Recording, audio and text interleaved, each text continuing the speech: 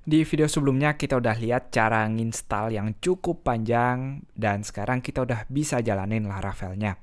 Kalau teman-teman pakai built-in PHP-nya atau built-in servernya bisa langsung menggunakan PHP Artisan Serve di sini seperti yang kita lihat. Ini dia PHP Artisan Serve, nanti dia akan jalanin di localhost 8000. Tapi kalau teman-teman pakai MEMP atau SAM sama sekali nggak ada masalah, tinggal diatur di htdocs-nya. Saya naruh di folder blogi, lalu nanti kita harus ngarahin ke bagian publiknya karena root-nya berada di public di sini. Tapi kalau pakai PHP Artisan Serve, langsung aja seperti ini tanpa perlu nulis nama folder dan juga publiknya dia akan otomatis kebuka. Nah, saya akan biarkan seperti ini, kita pakai localhost 8000, nggak wajib, silahkan teman-teman tetap pakai install mem-nya atau sem-nya sama sekali nggak ada masalah. Intinya kita mau mulai ngelihat isi dari Laravel ini. Nah, pada saat pertama kali kita akan ngelihat banyak banget file, banyak banget folder. Teman-teman jangan bingung, sama sekali nggak akan masuk kalau saya jelasin satu-satu apa folder ini, apa file ini. Kita akan mulai dari apa yang kita lihat. Yang kita lihat di sini adalah welcome screen-nya. Datangnya dari mana sih?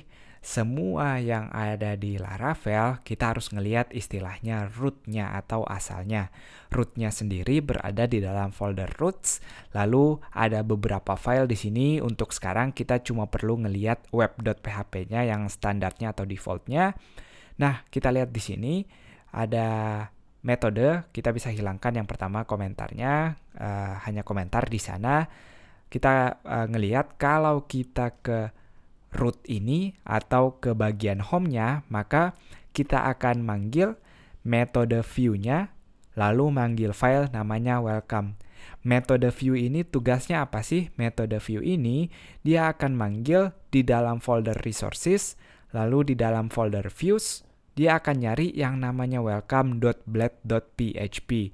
Nah, Blade ini kita akan bahas detail di video-video berikutnya. Ini adalah ekstensi atau sistem templating yang dipakai.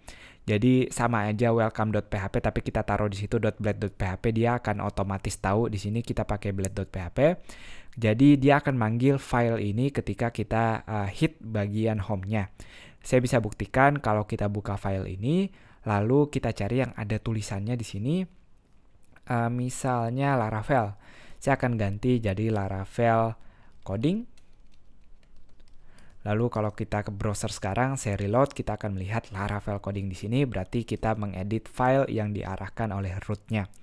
Nah, untuk sekarang, kalau teman-teman mau ngeliat misalnya saya bikin satu root baru, namanya coding di sini, kita harus langsung manggil file, misalnya saya return text aja, halo coding di sini. Kalau sekarang kita hit codingnya, maka kita akan ngelihat teks halo coding di sini. Nah, jadi nggak harus langsung view-nya, kita bisa langsung return seperti ini.